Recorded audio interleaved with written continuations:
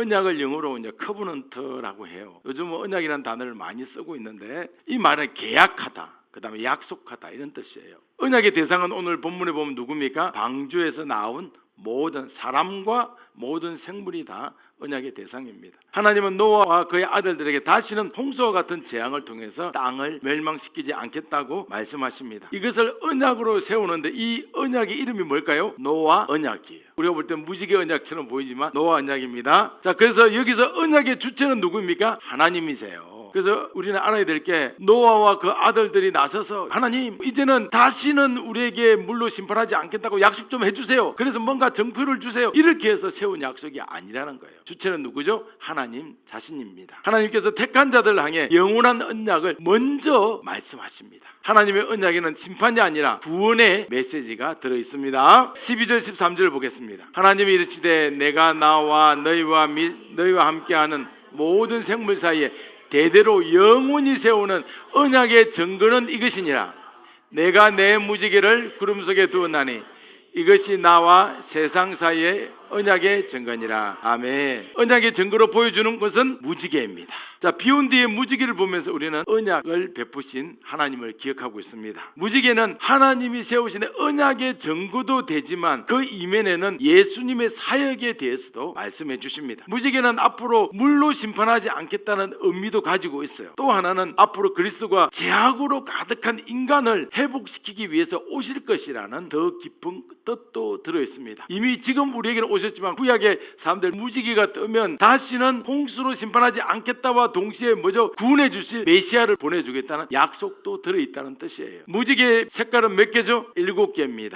7은 예수님의 사역적 방법과 속성을 의미해요. 무지개 색깔은 반드시 몇 개여야 합니까? 7개여야 합니다. 그런데 요즘 일부 사람들이 무지개 색깔을 8개로 했다가 6개로 했다가 그런 자들이 있습니다. 한번 보시죠. 이게 이제 동성애자들이 사용하는 무지개예요. 색깔을 하나 빼고 7개를 절대 안 해요. 왜냐하면 이건 사탄의 작전이니까. 처음에 8개 했다가 이제는 또 6개 했다가 이렇게 바꾸죠. 이 사람들을 동성연애자들을 줄여서 부르는 말이 LGBT예요. 요즘은 Q라고 붙여가지고 LGBTQ라고 하는데요. 동성애자의 포괄적인 용어입니다. 레즈비언, 게이, 바이섹슈얼, 트랜스젠더 이 4가지를 붙여서 LGBT라고 그래요. 요즘은 동성애자라고 부르지 말고 성소수자라고 부르라고 하잖아요. 근데 아니고 이제는 그냥 우리가 LGBT라고 부르면 됩니다. 그렇게 부르는 것이 오히려 더 우리한테는 이해도 되고 자기네들이 그렇게 불러달라고 그래요. 우리는 LGBT다 이렇게 불러달라는 거예요. 그래서 이 사람들은 무지개 색깔을 6개로 한다는 것은 예수님의 사역을 부인하는 행위예요. 이걸 사람의 머리에서 나왔겠어요? 이건 사탄의 머리에서 나온 거예요. 자, 7은 성경 전체에 나타나는 예수님의 캐릭터예요. 레위기 4장과 또 14장을 보면 제사장이 손가락에 피를 묻혀서 제단에 7번씩 뿌리는 것이 몇 번씩 등장해요. 마찬가지로 예수님의 행제가 잘못하면 용서해 주기를 7번씩 몇 번씩 하라고 70번씩 하라고 말씀하십니다. 요한계시록 보면 7이라는 숫자가 등장하죠. 요한계시록에 등장하는 7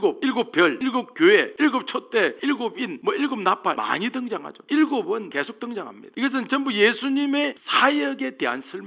따라서 무지개의 빛깔도 몇 개여야 한다? 7개여야 합니다. 6개도 안 되고 8개도 안 돼요. 반드시 7개가 되어야 합니다. 그러면 하나님은 인간이 영원히 죄를 짓지 않기 때문에 죄를 짓지 않고 살 수 있기 때문에 다시는 물로 심판하지 않겠다 이렇게 말씀하시는 게 아니에요. 하나님은 인간의 속성을 너무나 잘 아십니다. 인간은 형벌을 통해서 그렇게 짓지 않아요. 아무리 교도소에서 해도 나오면 그렇게 짓지 않습니다. 인간은 벌을 많이 주고 이렇게 체벌을 많이 한다고 해서 절대로 변하지 않는 거예요. 타락한 인간은 심판을 받아도 죄에서 벗어나지 못합니다. 하나님의 심판과 은혜 사이에 언약의 증거인 무지개가 있습니다. 그래서 무지개는 우리가 볼 때 일반적인 자연현상이 아니라 예수님의 캐릭터와 상관이 있다는 거예요. 그래서 예전에 많은 신학자들이 이렇게 했어요. 노아 홍수 이전에도 무지개가 있었다. 그런데 그 무지개를 노아 홍수 때 사용했을 뿐이다. 아니에요. 없었어요. 성경이 정확하게 기록하지 않습니까? 없었던 환경적인 이유는 그때 당시에 비가 이렇게 많이 오지 않았기 때문에도 그럴 수도 있어요. 그런데 없었습니다. 하나님이 죄인을 심판하지 않는 이유는 누구의 사역? 예수님의 사역 때문이에요. 하나님은 끝없이 죄악을 저지르는 우리 인간을 위해서 대신 죽으시는 예수님의 사역을 보고 자기가 택한 백성들을 물로 심판하지 않으시는 분이십니다. 그래서 무지개는 두 가지 의미를 가지고 있어요. 속죄와 용서의 의미를 가지고 있어요. 물론 또 속죄나 용서는 하나이겠지만 속죄와 용서의 의미를 가지고 있습니다. 7이라는 숫자는 완전을 상징합니다. 완전, 퍼펙트. 그러니까 예수님의 구속 사역은 7빛깔 무지개처럼 완전하고 퍼펙트하고 예수님의 사랑은 택한 모든 백성을 구원할 정도로 완벽합니다. 아멘. 하나님은 예수님의 사역 때문에 죄인을 심판하지 않는다는 것을 꼭 알아야 합니다. 야, 저 사람이 너무 선하고 착하기 때문에 하나님이 심판하지 않을 거야. 그게 아니에요. 예수님을 보고 참으십니다. 인간을 대신해서 죽으실 때까지 택한 자들의 심판을 연기시킵니다. 딜레이 시키는 거죠. 그 증거가 뭐냐면 무지개예요. 그들은 무지개를 보면서 내가 죄를 지었지만 메시아가 올 때까지 우리 홍수로 심판하지 않는다는 것을 알려주시는 거예요. 할렐루야. 무지개는 택한 자들이 전부 구원에 이르기까지 심판하지 않겠다는 하나님의 마음이고 하나님의 영원한 약속의 정표입니다. 아멘. 우리도 이제 여름이 돼가고 있어요. 그러면 장마가 이제 조만간 오겠죠. 장마가 되면 비가 많이 오잖아요. 엄청난 비가 옵니다. 그런데 비가 오고 난 뒤에 특별히 소나기가 쏟아지고 난 뒤에 갑자기 해가 뜨면 무지개가 쫙 등장합니다. 무지개 한번 보여주시죠. 이거 멋지지 않습니까? 무지개 너무 멋져요. 무지개가 떠요. 이것은 물로 심판하지 않겠다는 약속의 증거입니다. 그래서 우리는 이 무지개를 보면서 뭐라고 합니까? 아름답다. 아름다운 자연현상이다. 자연현상 아닙니다. 이것은 하나님이 의도적으로 집어넣은 거예요. 이걸 아셔야 합니다. 우리는 무지개를 볼 때마다 아름다운 자연현상이라고 감탄하면 안 됩니다. 한 장 더 보시죠. 아름다운 자연현상. 여기가 울릉도예요. TV에도 나왔던 거예요. 이게 너무 크게 이 무지개가 떠가지고 울릉도에서 이렇게 방송을 한 거예요. 얼마나 멋집니까? 바다에 감탄하는 수준에 머물지 말기를 부탁합니다. 그래서 우리는 무지개를 볼 때마다 예수님의 완벽하신 구원 사역을 기억해야 합니다. 아멘. 우리는 인간은 전적으로 타락했지만 예수님의 구원은 완벽합니다. 저는 어느 날부터 깨달았어요. 제가 숨쉬는 것마다 숨쉬는 것만큼 죄가 쌓인다는 걸 알았어요. 내가 숨쉬는 시간만큼 죄악을 저지르는구나. 그런데 예수님의 은혜는 그 모든 죄악을 덮고도 남는다는 것을 깨닫게 되었습니다. 무지개는 우리를 향한 예수님의 완전한 사랑을 의미하고 우리의 모든 죄악을 덮고도 남는다는 사랑의 정표로 보여주셨습니다. 아멘. 우리 14절 15절을 보겠습니다. 내가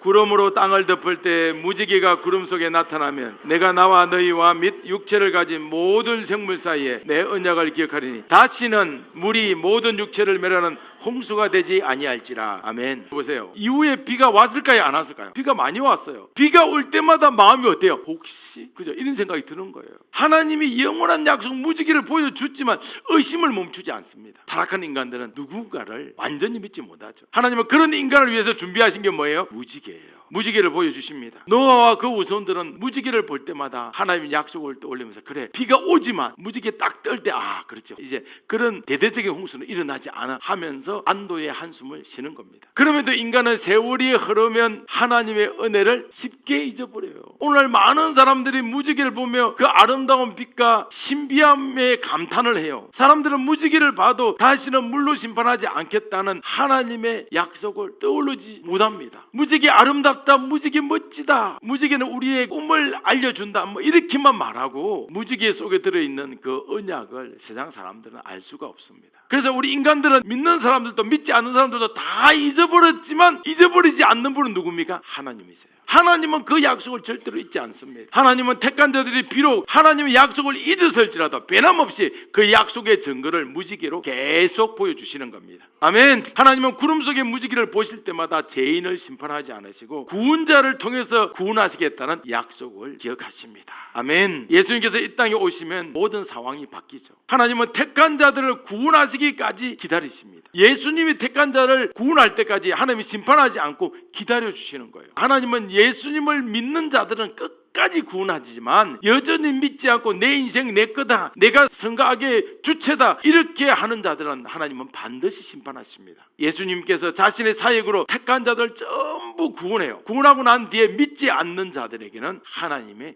심판이 시작됩니다. 이런 거예요. 인생에 굴곡이 있죠. 그럼 어떤 순간에 죽을 거 아니에요. 죽을 데드 타임 오잖아요. 모든 사람 다 죽어요. 질병에 걸려 죽기도 하고 사고로 죽기도 하고. 이 죽을 때 첫 번째 죽을 때 무슨 심판이라고 그랬죠? 의의 심판이라고. 의의 심판. 예수님의 의를 가졌느냐 가지지 않았느냐. 예수님 믿으면 의가 오잖아요. 예수님의 의를 가진 자는 천국으로 가고 예수님의 의를 가지지 않는 자는 지옥으로 가는 거예요. 지옥으로 가서 무슨 심판을 받는? 불심판을 계속 받는 거예요. 그럼 이걸로 끝입니까? 두 명이 죽었어요. 한 사람은 천국, 한 사람은 지옥. 그래서 천국에서 천년왕국을 누리는 거예요. 근데 지옥에서 계속 고통을 하다가 예수님이 재림하는 시점에 다시 의의 심판이 또 시작되는 거예요. 천국 갔던 사람들은 이 땅에서 믿음을 가진 것 때문에 영원한 천국의 복을 누리고 예수님하고 같이 혼인잔치의 축복을 누리고, 지옥에 있는 사람들은 또 왜 의의 심판을 하냐면 재림할 때 이 땅에 있는 사람이 또 있잖아요. 그래서 의의 심판을 또 하는 거예요. 이 땅에서 믿지 않는 자들과 지옥에서 고통받는 자들 다시 심판을 하는데, 그때 영원한 불심판으로 너희는 계속 고통당해라 이렇게 하는 거예요. 얼마나 우리 예수님께서 의의 심판이 좋은지 모릅니다.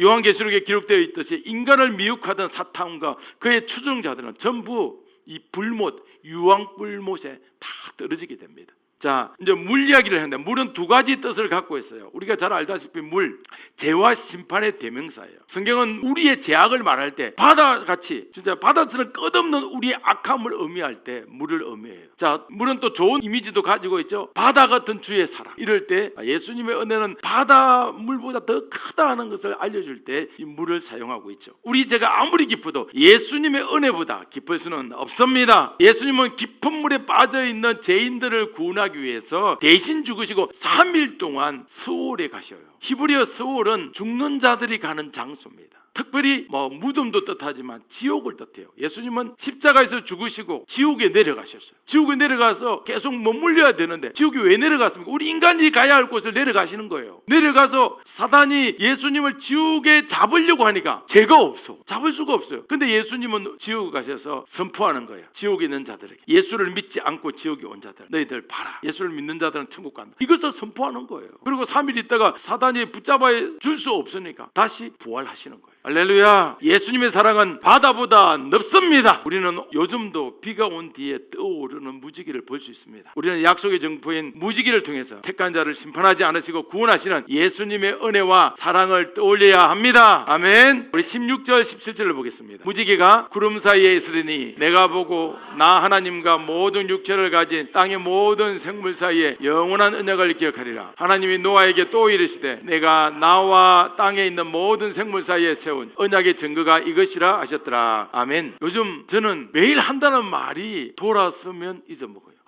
뭔가 돌아서면 잊어먹어요. 이걸 한문으로 하면 뭐죠? 망각이라고요. 망각. 지난 일들을 우리 인간들은 쉽게 잊어먹습니다. 옛날에 누구에게 받았던 도움도 잊어먹고, 어릴 때 행복했던 기억도 잊어먹고, 애틋한 사랑도 금방 잊어버립니다. 망각은 이렇게 많은 것을 잊게 만듭니다. 그럼에도 인간은 잊어버리기 때문에 이 세상에서 살아갑니다. 생각해 보세요. 망각이 없다면 좋은 것은 기억을 하더라도 나쁜 것을, 모든 걸 다 기억한다면 우리가 어떻게 살아갈 수 있겠습니까?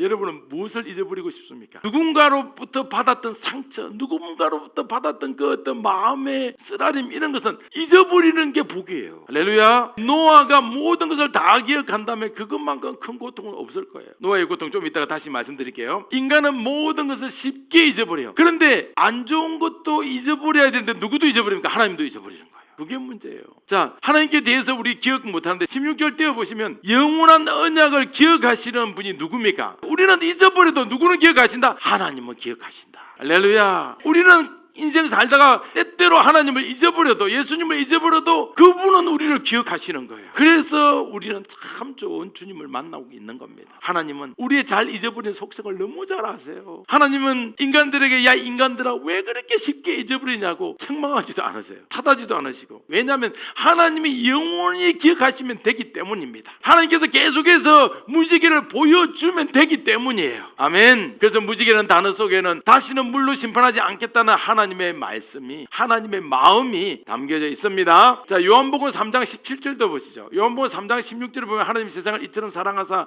독생자를 주시니 이는 그를 믿는 자마다 멸망하지 않고 영생을 얻게 하려 하심이라. 그러면서 17절에 시작. 하나님이 그 아들을 보내신 것은 세상을 심판을 하심이 아니요 그로 말미암아 세상이 구원을 받게 하려 하심이라. 아멘. 예수님은 이 땅을 멸망시키기 위한 목적이 아니에요. 예수님은 죄인을 구원하기 위해서 이 땅에 내려오셨습니다. 저와 여러분을 구원하기 위해서 오셨습니다. 예수님은 거룩한 분이에요. 속성으로 예수님은 하나님이잖아요. 죄인을 보면 멸망시키는 것이 그 속성이에요. 심판할 수밖에 없죠. 그래서 우리 인간들은 모두 죽어서 지옥에 가야 해요. 그러나 하나님은 무지개라는 증거를 보여주면서 구원자가 택한 자들 다 구원하기 전까지는 심판을 유예하겠다고 말씀하세요. 아멘. 예수님은 이 땅에 오셔서 부지런히 하나님의 마음을 전했어요. 예수님 안에는 삼위 하나님이 계세요. 예수님 안에 성부, 성자, 성령이 다 계십니다. 그래서 요한계시록 11장 보면 두 감람나무가 나타나는데 이 두 감람나무는 뭐냐면 예수님과 하나님을 뜻하거든요. 그래서 정인이에요.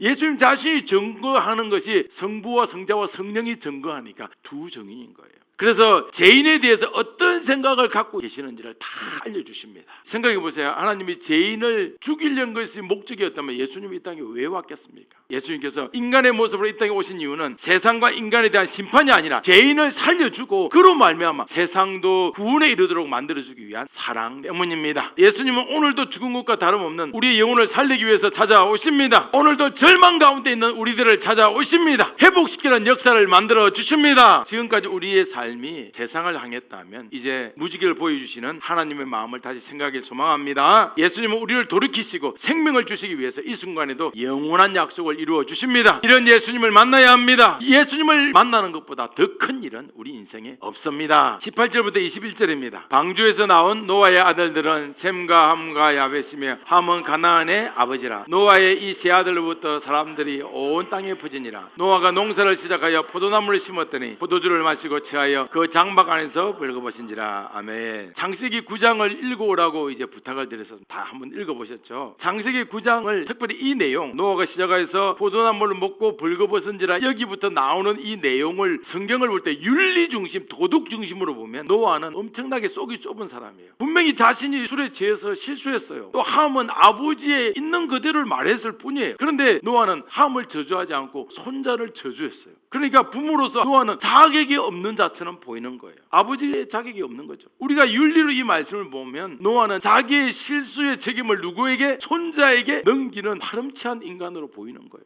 또 함은 아버지의 실수를 덮어주지 않고 떠벌리는 못된 자예요. 우리는 절대로 윤리를 성경을 읽으면 안 됩니다. 반드시 누구를 판단하거나 정죄하게 되거든요. 오늘 이 성경 말씀은 우리에게 윤리나 또 노아의 실수를 말하기 위해서 기록되지 않았습니다. 성경은 오직 누구에 대해서? 구원자 예수 그리스도에 대해서 말하고 싶어합니다. 노아를 봅시다. 노아는 방주에서 나와서 포도나무를 심었어요. 열심히 가꾸었습니다. 노아의 아내도 트라우마가 있겠죠. 자녀들은 100살 좀 넘었어요. 계속 방주 만드는 일을 했기 때문에 친한 사람이 누구야? 아버지하고 이 가족들이 제일 친해요. 근데 노아와 아내는 그의 친척도 있었고 친구들도 있었어요. 친구들이 다 죽는, 가족들이 다 죽는 참혹한 광경을 봤단 말이에요. 아픈 광경을 잊어버리기 위해서 열심히 일하는 거예요. 그래서 매일 아침에 일어나자마자 가서 일하고 포도나무 가꾸느라고 있기 위해서. 그런데 시간이 지나면 뭐가 옵니까? 포도 수확을 할 때가 오는 거예요. 어김없이 수확 계절이 왔고 포도를 거두고 포도를 저장하는 방법이 없잖아요. 그때 냉장고도 없으니까 어떻게 해요? 포도주를 만드는 거예요. 이제 포도주를 다 만들어 놓고 난 뒤부터는 이제 허전한 거예요. 얼마 전만 해도 이 지구에 셀 수 없는 인간들이 많았는데, 자기 친척도 있었고 친구도 많았는데 다 죽고 고작 8명만 살아남았을 때의 노아의 허전함, 우리는 이해해야 하는 겁니다.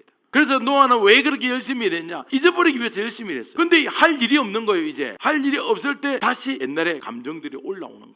괴로운 기억을 잊기 위해서 뭐합니까? 이제는 포도주를 마시는 거예요.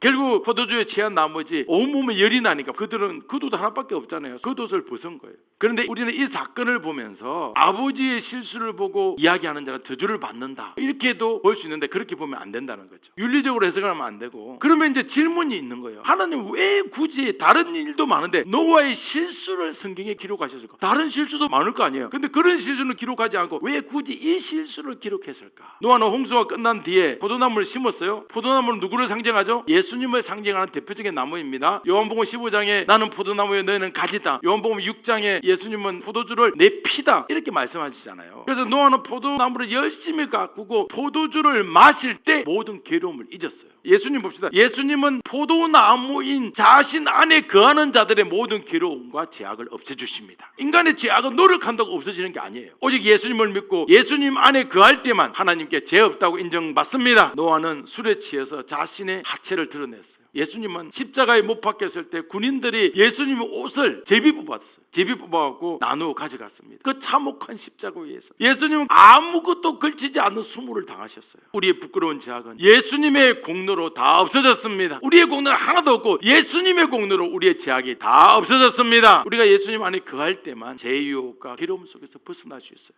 노아가 포도주에 취한 사건은 우리에 대한 크신 사랑 때문에 모든 수모와 고통을 감내하신 예수님의 위대하신 사역에 대한 이야기입니다. 이제 이 이야기를 기록한 이유를 좀 아시겠죠? 22절 23절 봅시다. 가나안의 아버지 함이 그의 아버지의 아치를 보고 밖으로 나가서 그의 두 형제에게 알리며 셈과 야벳이 옷을 가져다가 자기들의 어깨에 메고 뒷걸음쳐 들어가서 그들의 아버지의 아치를 덮었으며 그들의 얼굴을 돌이키고 그들의 아버지의 아치를 보지 아니하였더라. 아멘. 함은 장막에서 아버지가 포도주에 너무 취해서 열이 나니까 옷을 벗은 것을 봤어요. 너무 놀란 나머지 동생들과 형들이 가서 모습을 전달했습니다. 함이 말을 듣자마자 옷을 뒤로 해서 아버지를 하체를 보지 않고 덮었어요. 우리가 일반 계시를 보면 함은 남의 허물을, 특별히 부모의 허물을 드러내는 나쁜 자라고 몹쓸 인간이라고 말할 수 있고, 셈과 야벳은 그래도 아버지께 칭찬 들을 정도로 괜찮은 인간이다 이렇게 말할 수 있습니다. 하지만 성경은 남의 허물을 덮어주면 천국에 이른다고 말하기 위해서 기록한 책이 아니에요. 창세기 9장도 성경 전체도 누구에 대해서? 예수님에 대한 이야기입니다. 셈은 아버지의 하체를 보지 않고 가져온 옷으로 덮었어요. 예수님은 세상에 오셔서 죄인의 부끄러움을 덜쳐내지 않는다는 것을 알려주시는 거예요. 오히려 종교 지도자들이 세리와 창녀들을 욕할 때 그들 앞에 서서 그들에게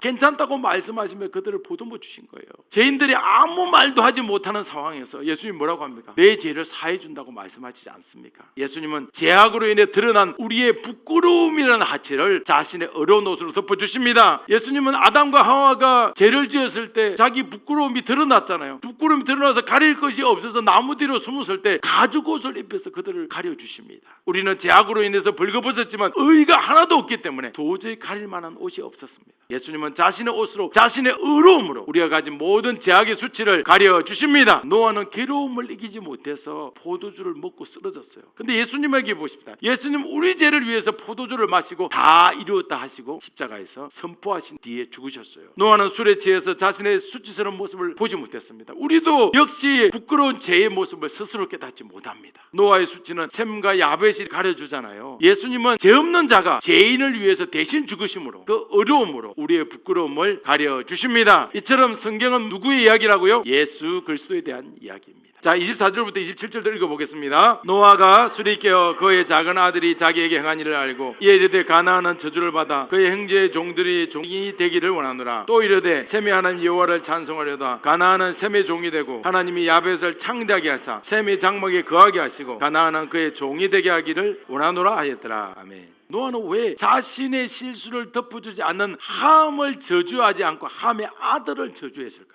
이 말씀은 현대신학자들이 난제구절이다, 난해구절이다 그렇게 말합니다. 그래서 이런저런 해석을 엄청 하게 됩니다. 여러분 제미나이라든지 AI한테 물어보세요. 전 세계에 해석하는 부분이 다 나름대로 자기 생각대로 다 해석을 해놨어요. 함이 아프리카 지역에 있잖아요. 그래서 오늘 이 말씀 25절이죠. 이런데 가나안은 저주를 받아 그의 형제의 종의 종들이 되기를 원하는 함의 후손들이죠. 그래서 이 말씀 가지고 우리가 아프리카를 정복할 수 있다 또 그렇게 사용했어요. 참 마음 아픕니다. 사랑하는 여러분, 노아는 함의 행위 때문에 그의 가장 사랑하는 손자를 저주하신 것이 아니에요. 함의 아들 가나안을 저주한 이유는 표면과 이면이 있어요. 자, 표면은 뭡니까? 표면적인 이유는 여기 노란색 있죠. 왼쪽에 이집트가 있고 오른쪽에 요르단인데 그 사이에 노란색 있는 저 지역이 가나안 땅이에요. 요단강 오른쪽에 있는 건 가나안 땅 아니에요. 지금 있는 그 지역만 가나안 땅이에요. 이 가나안 땅에 모세가 이스라엘 백성들을 끌고 약속의 땅이잖아요. 가나안 땅에 들어갈 때 가나안 족속을 쫓아내야 되기 때문에 그래요. 비슷한 이야기를 하고 있습니다. 다들 알기 때문에. 왜냐하면 가나안 민족과 이스라엘 백성이 섞이면 절대 안 돼요. 노아 때 왜 홍수가 일어났어요? 하나님의 아들들 셋의 후손들과 사람의 딸들 가인의 후손들이 결혼을 하면서 타락하는 그런 상황이 또 오기 때문에 그렇죠. 그래서 절대로 같이 공존해서는 안 되는 거죠. 가나안은 저주를 받아서 약속의 땅에서 쫓겨나야 합니다. 그래서 노아는 함의 아들 가나안을 저주한 거예요. 왜냐하면 가나안 그 아이가 그 지역에 살아서 그 땅 이름이 가나안이 되거든요. 이면적인 이유는 예수님과 관련이 있죠. 가나안 땅은 메시아가 임재할 땅이고 이 땅에 오실 메시아는 가나안의 후손으로 임재하지 않기 때문에 그렇습니다. 노아가 셈이 하나님을 찬송하리로다 그래요. 그렇게 말한 것도 셈을 통해서 구원자가 이 땅에 오시기 때문입니다. 야벳이 함보다 더 나은 행동을 해서 야벳은 셈의 장막에 거하고 또 가나안은 셈의 종이 되고 그러지 않습니다. 이 말은 야벳과 함을 통해서는 구원자가 온다 안 온다? 안 온다는 뜻이에요. 아버지의 말을 듣고 있는 세 아들은 그들 심령 속에 뭐가 있어요? 하나님 영이 있었어요. 그래서 노아가 함을 저주하고 셈의 하나님을 찬양할 때 듣는 세 아들은 노아의 말이 구원자에 대한 이야기인 줄 알았어요. 앞으로 오실 메시아는 함과 야벳이 아니라 셈의 우선으로 오시는구나 하는 걸 알아들은 거예요. 생각해 보세요. 구원자가 왔다. 구원자가 셈의 우선으로 오면 여기서 중요합니다. 셈의 장막에 거하는 야벳의 우선, 셈의 종이 되어 있는 가나안의 우선도 전부 복음을 듣는다는 거예요. 그래서 구원자가 오실 때 셈은 좋겠다 맨날 다스리는 자만 되고 야벳은 힘들겠다, 함은 더 힘들겠다 아니에요. 구원자가 오실 때 얼마나 높은 자리에 있는가, 얼마나 많은 존경을 받는가, 내가 하는 일이 얼마나 좀 대단한가, 아니면 내 하는 일이 세상 사람들을 볼 때 존경받지 못할 직업인가, 이런 거하고 아무 상관이 없어요. 구원자가 오실 때 예수를 믿는가 예수를 믿지 않는가, 이게 정말 중요합니다. 함은 노아가 자신의 아들을 저주했을 때 미친 듯이 날뛰지 않았어요. 우리 같으면 어떻게 하겠습니까? 아버지 차라리 나를 저주하지 왜 아들을 저주하십니까? 따질 거예요. 안 그렇습니까? 모든 부모들은 다 그래요. 근데 함은 미친 듯이 날뛰지 않았어요. 노아가 많은 말을 하지 않아도 함과 야벳과 셈은 그렇구나 충분히 알아들을 수 있는 영이 있었기 때문이에요. 주석이라든지 인터넷 해석해보면 정말 자기 마음대로 너무나 많은 해석을 해놔서 참 가슴 아픕니다. 그리고 노아가 하체를 드러냈다 이 말을 온갖 이상한 것으로 도배를 해놔서 제가 어제 보다가 눈이 아파서 그냥 스톱했어요. 너무나 부끄러웠어. 세상에 인간이 그렇게 성경을 해석할 수 있는, 차라리 하지 말지. 그런 자들이 아무리 착한 짓을 많이 해도 그런 애들은 절대로 용서받지 못합니다. 성경은 용서받는 자가 있고 용서받지 못할 자가 있어요. 성경을 그렇게 난도질하고 그렇게 해석하는 사람을 예수님은 절대로 구원하지 않습니다. 그가 아무리 좋은 일 해도 말입니다. 노아만 셈의 하나님을 찬양하리로다 한 것이 아니라 그 세 아들도 셈의 하나님을 찬양하리로다. 물론 아버지의 허물을 드러내면 안 되죠. 근데 왜 성경이 이걸 기록했느냐? 아버지의 허물을 드러내지 말라고 기록한 게 아니라 나중에 메시아가 오신다는 것을 알려주기 위해서 기록한 겁니다. 윤리적으로 보지 마시길 바랍니다. 그렇다고 윤리를 발로 차느냐? 그렇지 않습니다. 우리가 기본적으로 지켜야 할 윤리는 반드시 지켜야 합니다. 가장 중요한 부분은 뭡니까? 예수님을 구원자로 믿느냐 안 믿느냐, 이것이 달렸습니다. 육적 아브라함의 우선은 누구죠? 지금 유대인들이죠. 유대인들은 육적 아브라함의 우선이에요. 지금도 구원받는 조건이 아브라함의 후손이어야 구원받는다고 이야기해요. 말도 안 되죠. 영적 아브라함의 후손은 누굽니까? 저와 여러분이잖아요. 우리는 예수님을 믿음으로 말미암아서 신분, 종족, 인종, 피부 색깔, 나이 이런 게 아무 상관없이 누구든지 예수 믿으면 구원받습니다. 우리에게 필요한 분은 예수님 외에는 없습니다. 자, 마지막 28절 29절 볼까요? 홍수 후에 노아가 350년을 살았고 그의 나이가 950세가 되어 죽었더라. 자, 창세기 6장부터 9장까지가 노아 스토리예요. 그런데 노아 스토리는 사실은 인간의 이야기가 아니에요. 노아의 인생을 통해서 예수님이 어떻게 사역하는지 말해주는 내용이에요. 노아는 인간이 타락했을 때 하나님의 은혜를 입은 자잖아요. 예수님은 모든 인간이 하나님을 잊어버렸을 때 죄인에게 은혜를 베풀기 위해서 이 땅에 내려오셨습니다. 노아가 120년간 방주를 만든 것처럼 예수님은 30년간 하목시기를 보내신 거예요. 예수님이 이 땅에 오셔서 30년 정도 하목시기 보냈잖아요. 노아가 하나님의 명령을 모두 준행한 것처럼 예수님도 하나님의 뜻대로 모든 것을 다 이루셨습니다. 하나님은 순종하도록 의를 주신 거죠. 그 어려움을 보고 구원해 주셨습니다. 예수님의 어려움은 온 세상에 택한 모든 자를 구원에 이르도록 만들어 주셨습니다. 노아가 방주에서 내리자마자 제사를 드린 것은 왜요? 메시아를 기다린 거예요. 하나님께서 노아에게 고기를 먹으라고 한 것도 앞으로 오실 예수님께서 자신의 살과 피를 준다는 약속이에요. 무지개는 앞으로 오실 예수님은 심판이 아니라 구원을 위해서 이 땅에 오신다는 정표입니다. 노아가 셈을 칭찬한 것은 셈의 족보를 통해서 예수님이 이 땅에 구원자로 온다는 의미예요. 노아의 삶 자체가 예수님에 대한 예표입니다. 노아의 행동과 말이 예수님의 사역과 관련이 있어요. 성경에서 모든 사람이 다 예수님과 관련 있는 거 아니에요. 압살롬 같은 것은 예수님의 사역을 예표하는 것이 아니고 누구의 사역? 사탄의 사역을 예표하는 거예요. 구약이 나온 모든 사람이 다 예수님을 예표한다 아니에요. 인물들이 있는 겁니다. 노아, 아브라함, 다윗 이런 사람들이죠.